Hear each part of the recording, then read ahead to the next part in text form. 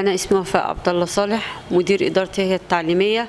ما وصلتش مدير إدارة بسهولة، لأني أولا لا بدفع رشوة لا نقدية ولا عينية ولا ليا في أي طرق ملتوية.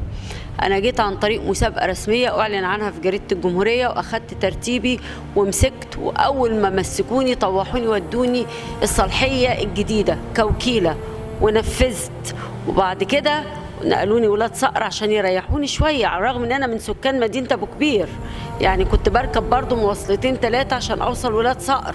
بعد كده نقلوني هي كوكيله ثم كمديره. يعني اذا مساله المسافات وبعد المسافات اذا كانت من اجل ترقيه ومن اجل عمل صح انا ما برفضهاش، لكن عشان اكون مدير اداره مستوى تاني ومن انجح الادارات على مستوى المحافظه، وافاجئ بانه بيكلفوا مكاني وكيل طالع بمشكلات من ادارته وبيودوني انا اداره مستوى ثالث وتبعد عن محل اقامتي اكتر من 40 كيلو وملهاش وسيله مواصلات مباشره. ليه؟ ده السؤال اللي بيفرض نفسه، ده السؤال اللي محتاج اجابه بجد، لانه للاسف انا ما لقيتش اجابه للسؤال دوت لا عند المحافظ ولا عند الاستاذ جمعه ذكري وكيل اول الوزاره السابق. معالي المحافظ لما سالته قال لي انا حر، انا رئيس لجنه القيادات في المحافظه، انا حر اعمل اللي انا عايزه، وكأني بيقول انا ربكم الاعلى. لانه للاسف احنا في بلد بتصنع من القيادات فراعنه، بتكبرهم وتنفخهم لدرجه انها بتخليهم فراعنه مش قيادات. أنا بسأل الدكتور سعيد عبد العزيز إيه السند القانوني اللي استندت عليه في قرار النقل، وبسأل معاه الأستاذ جمعة ذكري وكيل أول الوزارة إيه السند القانوني. الأول قلته الأستاذ جمعة مرة قال إنها غير تربوية، عفوا أستاذ جمعة حضرتك اللي غير تربوي، أما أنا فحصل على دبلوم في التربية العامة من كلية التربية بتقدير جيد جدا، وحصل على الإجازة التربوية من الأكاديمية المهنية للمعلم. حضرتك لا حصلت على ده ولا على ده، واكتفيت بليسانس الآداب بتقدير جيد قسم تاريخ. قلت مرة المحافظ قال حركة تنشيطية، بتنشطوا مين بقى؟ بتنشطوا الناس اللي شغالة صح؟ طب ما عندك الأستاذة صفية في كفر صقر ماسكة من أكتر من 3-4 سنين، وأنتوا كلكم عارفين الأستاذة صفية جت إزاي، وجت من غير مسابقة، وجت من غير ما يتعمل لها ملف، وجت من غير أي حاجة، جت عن طريق الدكتور عزازي الله يرحمه ويسامحه، لانه دمر التعليم في الشرقيه. شوفوا ملفها وشوفوا حجم، مش هقول لك بقى الانجازات، حجم الجزاءات اللي موجوده في الملف، ورغم ذلك ما زالت باقيه مكانها. ما عملولهاش حركه تنشيطيه ليه؟ استاذه صفيه اللي كانوا حاطين لها 2 وكلاء علشان يسندوا الشغل. عندك الاستاذ مدير اداره اولاد صقر الاستاذ محمد حبيب، وعفوا للزملاء الاساتذه اللي بشكرهم باسمهم وبذكرهم باسمهم، لانه للاسف كان المفروض يكون لهم واقفه معايا كزميله ليهم، ما حدش فيهم رفع سماعه التليفون، كل واحد خاف على الكرسي اللي قاعد جنب عليه، وبالتالي انا مش هخاف عليكم وهطلع الفضايح، لان ما حدش فيكم خاف عليا فانا مش هخاف على حد. استاذ محمد حبيب انا شخصيا كنت مبلغه فيه النيابه الاداريه، لانه كان ماسك قبلي اداره هي، وطلعت من وراه مخالفات وخد فيها جزا وخد فيها حرمان من اعمال الامتحانات لمده 5 سنين، وعنده مشاكل في العقود وعنده. ومعالي الدكتور سعيد طلع قرار بإيقافه عن العمل مرة، بس راح له عضو قديم من مجلس الشعب السابق وشغلانة كده ورجع في كلامه تاني. يعني الدكتور سعيد بيرجع اهو في كلامه، ما بيدورش على هيبة دولة غير عند وفاء صالح، لغاية عند وفاء صالح والقرار الإداري له هيبة دولة، مع ان دي خيبة دولة لما اتمسك بقرار إداري ظالم وفاسد واهدر كرامه قياده عندي، ده تبقى خيبه الدوله مش هيبه الدوله. تعالى يا دكتور سعيد، انت ما رجعتش في هيبه الدوله تاني لما اوقفت محمد ايوب مدير اداره بلبيس عن العمل ورجعته تاني، لما اوقفت مديري معظم مستشفيات الشرقيه ورجعتهم تاني، لما الغيت يوم السبت يا سياده الدكتور ورجعت رجعته تاني. دي هيبه دوله ولا خيبه دوله ولا خيبه قيادات؟ الدكتور سعيد بيقول القياده الصح لازم تنفذ الأوامر، القيادة الصح اللي تنفذ الأوامر. أنت كده مش عايز قيادات يا دكتور سعيد، سبق وقلت لك في وشك، قلت لك أنت كده عايز عبيد مش عايز قيادات. القيادة اللي ما تقدرش تدافع عن كرامتها وتدافع عن حقها في إنك موديها إدارة أقل من مستوى إدارتها الفعلية بدون أي سند قانوني، وأنت اتهمتني إن أنا ملفي فيه مخالفات وإن أنا محالة للنيابة الإدارية. أتحدى سيادتك اذا كنت الكلام اللي انت قلته ده حقيقي وهنرجع على بعض وهيبقى في قضاء بيننا يا دكتور سعيد، اوعدك حقي مش هسيبه، اوعدك كمان مره حقي مش هسيبه يا دكتور سعيد، لانك انت ما تعرفش مين وفاء صالح وما تعاملتش مع وفاء صالح. انت ما رجعت في يوم السبت تاني اهو يا عم الدكتور، بعد ما قلت يوم السبت عمل رجعنا فيه تاني، يعني ما احنا بنرجع في القرارات اهي. يعني العمليه لا هي هيبه دوله ولا خيبه دوله، العمليه ليه وفاء صالح تحديدا؟ اقول لكم يا ساده ليه وفاء صالح تحديدا؟ لان وفاء صالح قالت للغلط لا، وقالت للفساد لا، وقالت لكل الطرق المرتويه لا. لان وفاء صالح سيده شريفه، سيده طاهره ونظيفه، سيده لا تقبل دفع الرشاوى من اي نوع. والكل المحافظه كلها تعرف مين وفاء صالح كويس قوي. يمكن بعض الاسباب الواضحه، اول حاجه ان انا رفضت الفساد اللي جوه المديريه، واخر حاجه ليا تصديت فيها جوه المديريه كان لما سربوا نتيجه سنه 6 وادوها لبعض المحاسيب يبيعوها بعد ما اخذوا الاسطوانات من الادارات، وفوجئت ان عندي في عزبه من العزب عامل بيبيع نتيجه، بعت جبته واكتشفت انه قريب حد من المديريه وانه مديله النتيجه يسترزق بيها، اخدته وسلمته للنيابه العامه. واقول لحضرتك على رقم البلاغ والتحقيقات اللي كانت موجوده.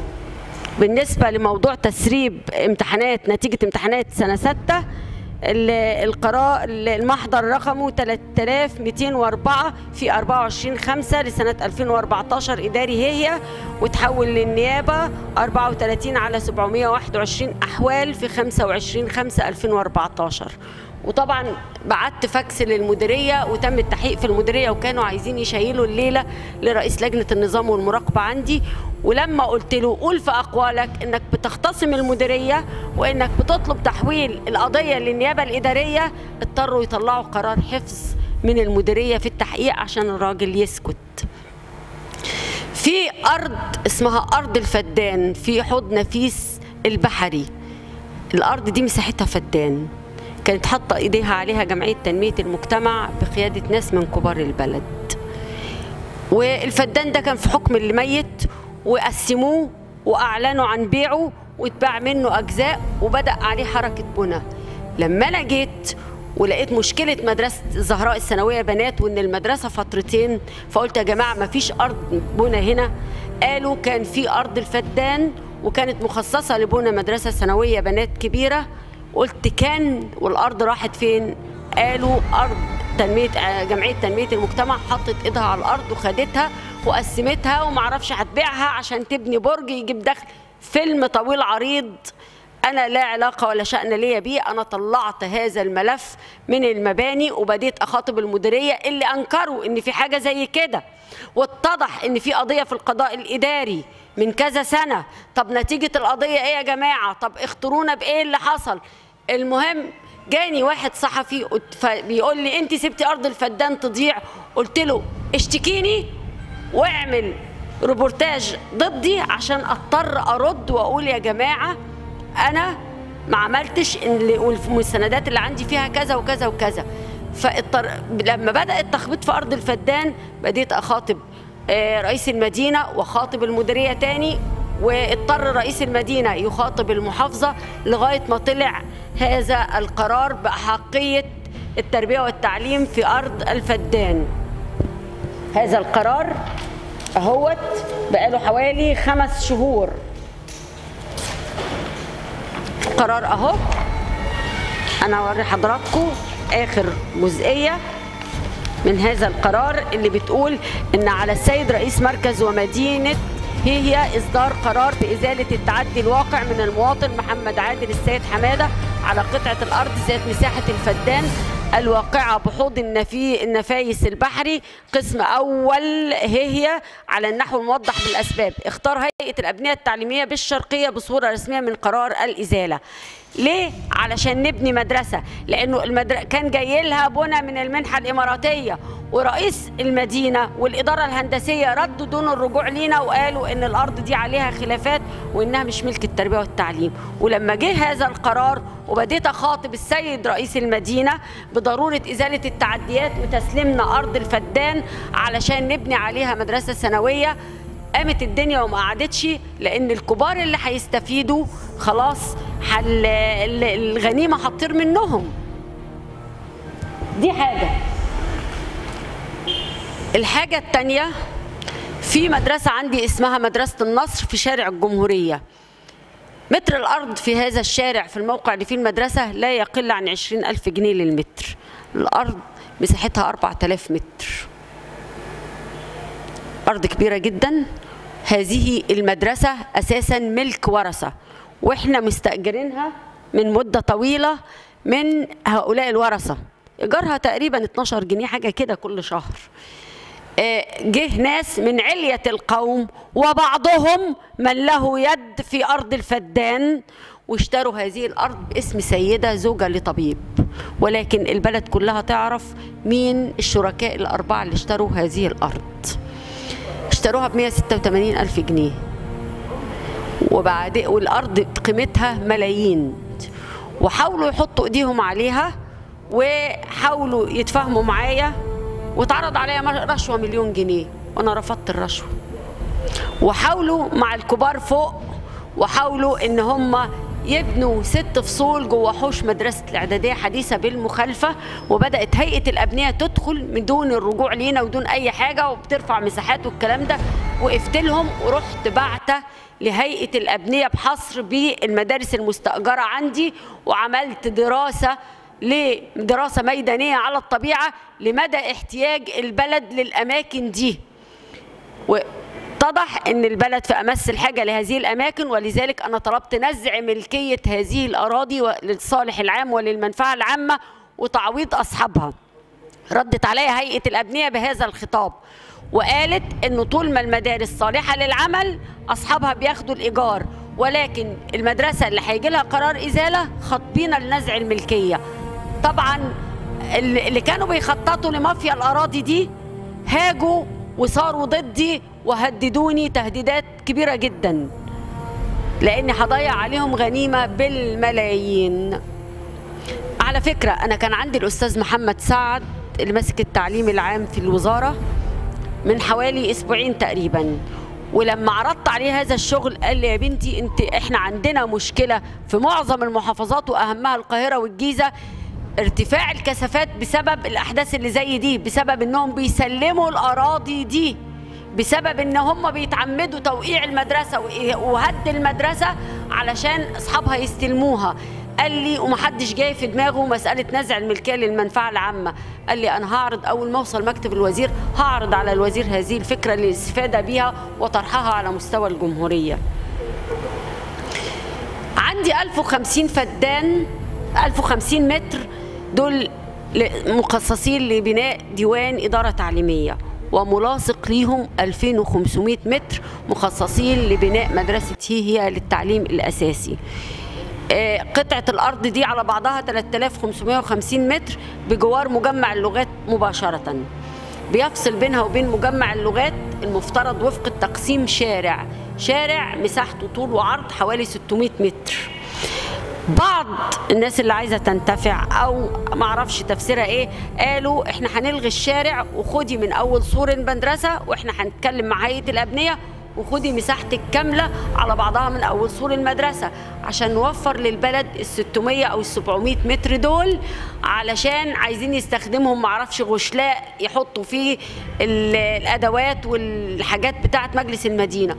قلت ما عنديش مشكلة طالما هتطلعوا لي ديوان الإدارة على الشارع والبوابة هتبقى على الشارع ومش محتاجين هذا الشارع الجانبي، ما عنديش مشكلة. وخاصة إن أنا بصيت للتصميم لقيت برضو هنقدر نحافظ على مدخل المدرسة، وإن المدرسة هتبقى على شارعين يعني ليها بوابتين طبقا للنظام القانوني لبناء المدارس.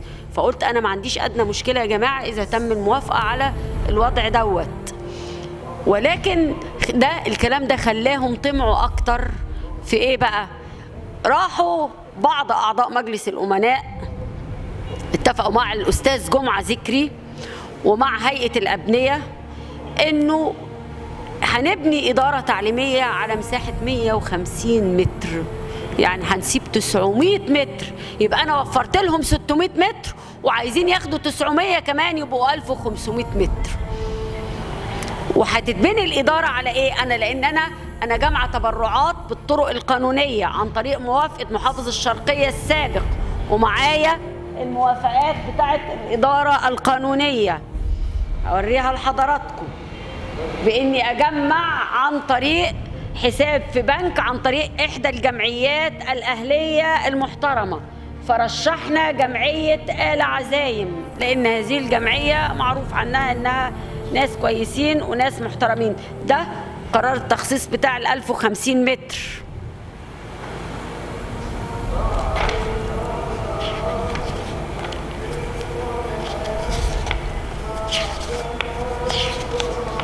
ده موافقة المحافظ على تجميع التبرعات، وفي قرار موجود فيه ليها حساب في بنك اسكندرية فرع هي اللي كان بيرغب في التبرع سواء طلبة أولياء أمور أو عاملين في تربية وتعليم، كان بيروح يا إما يتبرع في الجمعية وياخد إيصال رسمي معتمد ومختوم ومرقم، أو يروح يتبرع في البنك وبرضه ياخد إيصال من البنك. وادي إقرار من آل عزايم بأنها بتتعهد بأنها تسلم لنا الرصيد في الحساب رقم كذا في حال البناء أو الشروع في بأن تقوم هيئة الأبنية التعليمية بعمل الرسومات والإشراف والكلام ده، ويتم بناء واستكمال الأرض بتاعت الإدارة. البهوات قال لك هنبني 150 متر على دور أرضي وآخر علوي وغير قابلة للتعلية إلا لدور واحد فقط. تخيل إدارة تعليمية تبقى كل مساحتها دور أرضي 150 متر ودور تاني 150 متر، يعني مساحتها 300 متر، لا تسع ربع العاملين في ديوان الإدارة. أنا مستأجرة دورين في عمارة سكنية مساحة الدور 320 متر.